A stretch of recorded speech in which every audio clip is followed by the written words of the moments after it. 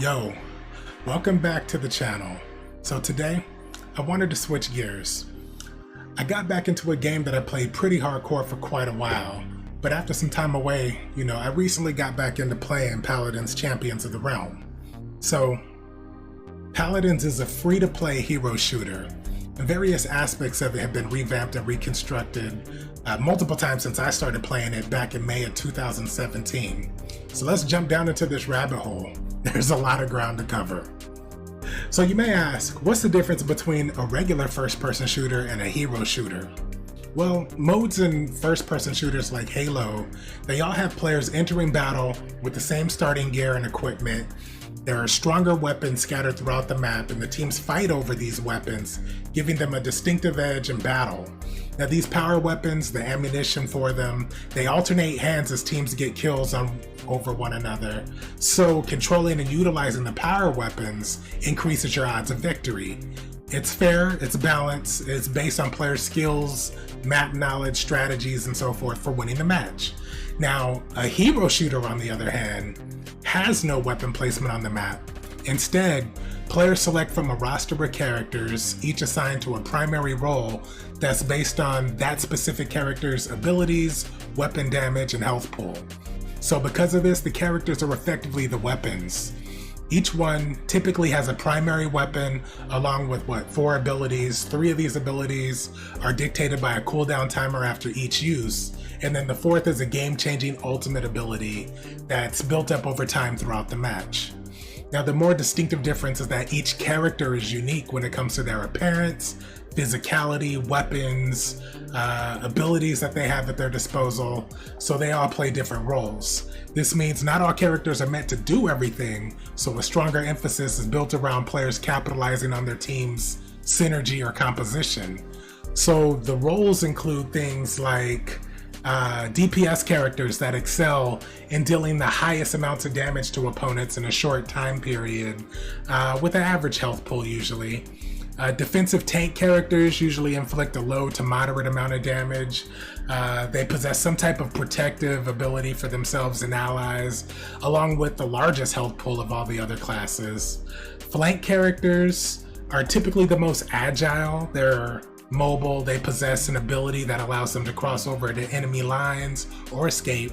They can oftentimes inflict a high amount of damage, with the trade-off being that they usually have the lowest health pool compared to the other classes. So engagement with the enemy is often like a risk versus reward type of gamble, right? Then finally, you got support character classes that possess abilities that are used to assist teammates with effects that range from health restoration, but they can include other benefits like shielding, movement boosts, or even ability cooldowns, things like that. So all of that is to say, Paladins is a hero shooter, and in my opinion, it's one of the more fun ones that I enjoy, simply because of the customization.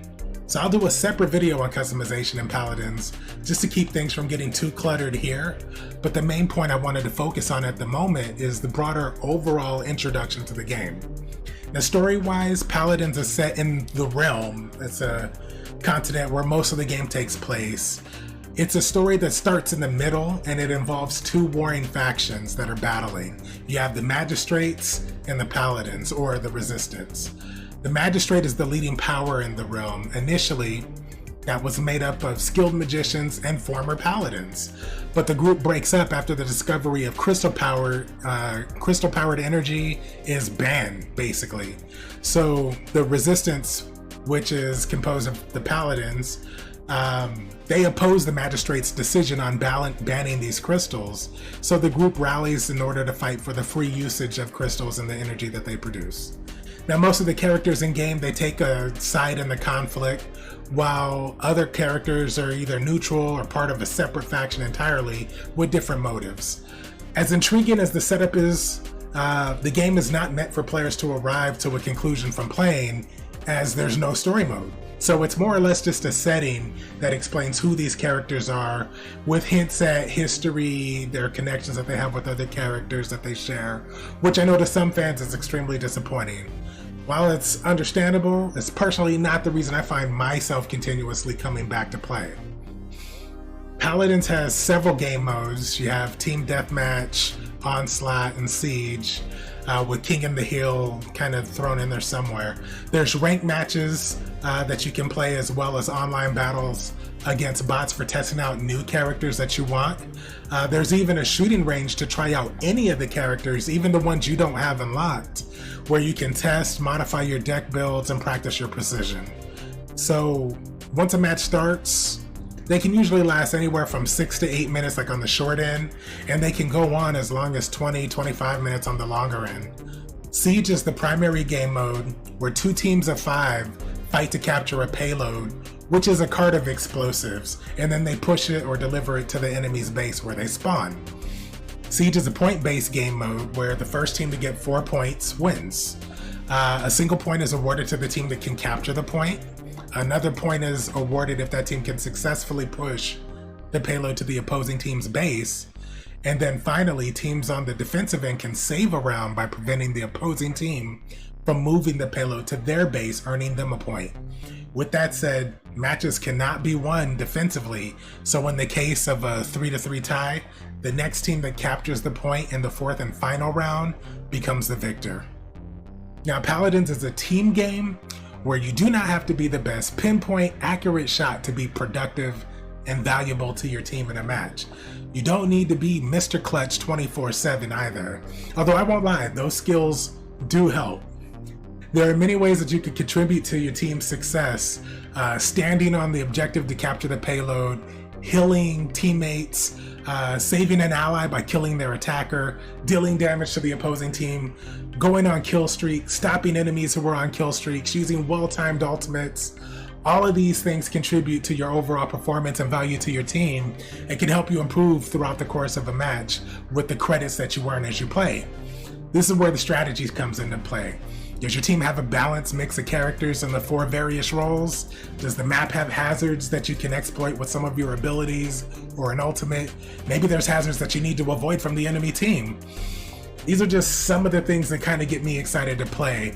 And while I'm definitely not a top player in every game, once you find characters that you like or come across mechanics that clicks with you, it becomes a game where you'll eventually get your moment, and that part is what keeps me coming back. So I'll wrap things up for here for now. Hopefully you have a better understanding of what Paladins is as a hero shooter versus a typical first-person shooter. And if one person can walk away with that, then as far as I'm concerned, that's a dub. If you enjoyed the content, like the music, or just want to support a guy doing what he loves, bless me with a follow over on my Twitch channel, twitch.tv/Mr. Wicket, where you can join in on the quest for dubs over in the realm. Also, check out music that I have on my Spotify or other music streaming services. Add a song or two, or shoot all of them to your favorite playlist that you got.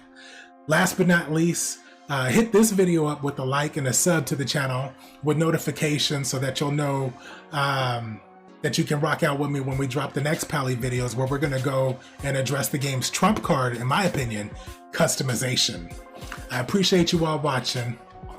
Peace.